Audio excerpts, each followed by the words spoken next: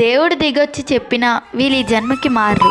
Guys, ముందుగా అందరికి భోగి సంక్రాంతి శుభాకాంక్షలు. ఏంటి వాయిస్ మారిందని ఆలోచిస్తున్నారు? వాయిస్ తో పాటు మనిషి కూడా నేను ఎవరో తెలుసుకునే ముందు చూడండి గైస్, చూడండి. అయ్యమ్మ మా ఇంటి చుట్టూ ఎన్ని కంది చెట్లు వేసిందో చూడండి. మీరు ఏమని పిలుస్తారు? అయ్యమ్మనా నానమ్మ? మేమైతే అయ్యమ్మ అని పిలుస్తాం. మరి మీరేమి పిలుస్తారో కామెంట్ చేయండి. నేనైతే తెల్లవారుజామునే 5ంటికి లేచాను. లేచి చూస్తే అక్క వాళ్ళు ఇంకా పడుకునే. భోగికి వెళ్దాం లెగండి లెగండి అంటే అసలు లెగలేదు. ఇంకా వాళ్ళు లేపడం నా వల్ల కాదని నేను ఒక్కదాన్నే వెళ్ళాను భోగి. సరే వాళ్ళు కాసేపు పక్కన పెడదాం. చూడండి గైస్, ఇదే మా భోగి. భోగి నుండి భోగి పిడకలను బొట్టు పెట్టుకోవడానికి మా అక్క వాళ్ళకి తెస్తే చూడండి గైస్, ఇంకా పందుల్లాగా పడుకునే ఉన్నారు పండగ లేక. నా కోన్ ఎలా ఉంది?